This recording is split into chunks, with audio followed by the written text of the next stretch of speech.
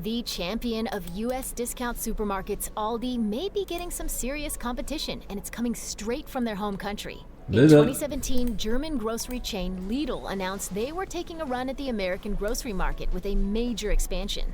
So, who are they? At the time Lidl tried to break into the US market, they already had more than 10,000 stores across 28 countries. That's plenty of time to figure out what works and what doesn't, but strangely, if you stop into any of Lidl's original 53 American stores, they're almost nothing like their European counterparts. In Europe, Lidl stores are incredibly streamlined. Their products are about 90% their own private label, and they have an average footprint of only about 10,000 square feet. What, dude? I have never in my entire life seen a Lidl that looks like this, bro. 90% their own private label. Is this what the German Lidl looks like, maybe?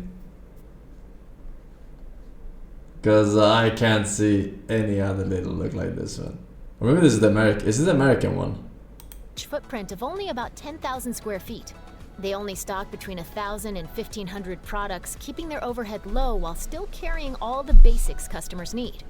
Lidl USA stores were built to be about twice the size, and they carry an average of about 4 times as many products. That means they're not just bigger, but they're more expensive for Lidl to operate and saddles the company with a higher overhead. That may at least partially explain why they've opened fewer stores than they planned. When Lidl first opened in the US, they were in the country for about 2 weeks before they were handed their first lawsuit by rival grocery store Kroger. Welcome to America. The lawsuit focused on a perceived trademark infringement, which Kroger claimed would lead to brand confusion. Lidl's house brand, Preferred Selection, was too close to Kroger's brand, Private Selection, they said. Kroger also claimed that the confusion would give Lidl an unfair advantage as customers would think the two were related.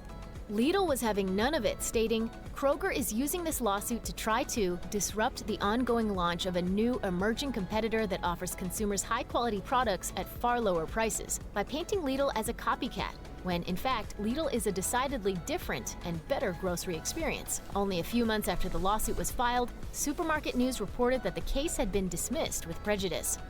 Lidl has a reputation for being rough on their employees. Just how rough? There was an entire book written on Lidl's offenses. It's called The Black Book on Lidl in Europe, a compilation of stories told by Lidl employees and collected over the course of 2 years. According to numbers from The Independent, Lidl employed around 151,000 people when the book hit in 2004, and more than 200 stores were implicated. There was some seriously dark stuff in there, and a number of workers spoke about what one shop workers' trade union called, quote, a climate of fear. According to the accusations that the book collected, Lidl workers were required to start working before their shift started, amounting to countless hours of unpaid work. Workers who didn't meet outrageous standards were often accused of theft and forced out of the company, and management was tasked with searching employees and their personal property to make sure they weren't stealing. Bathroom breaks were reported to be a luxury not always given, and one former cashier even said she wasn't allowed to leave the register, with disastrous and humiliating results. Later, when purchasing agent Robin Godsblom spoke to the media, he admitted they'd made some mistakes, saying, "We are not a perfect company. We also have a lot of room for improvement, especially in the way we treat employees." Good luck with your layoffs, all right? I hope your firings go really well.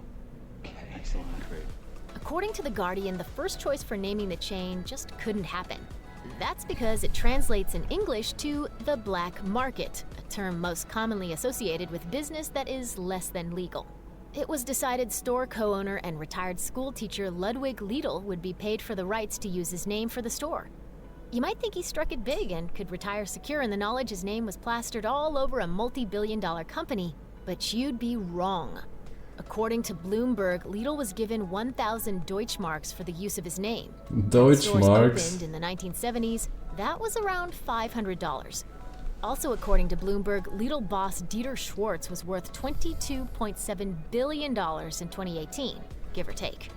Lidl's head Dieter Schwartz isn't just super private, he's so private The Guardian says there are stories suggesting he once turned down an entrepreneurial award because he didn't want to have his picture taken.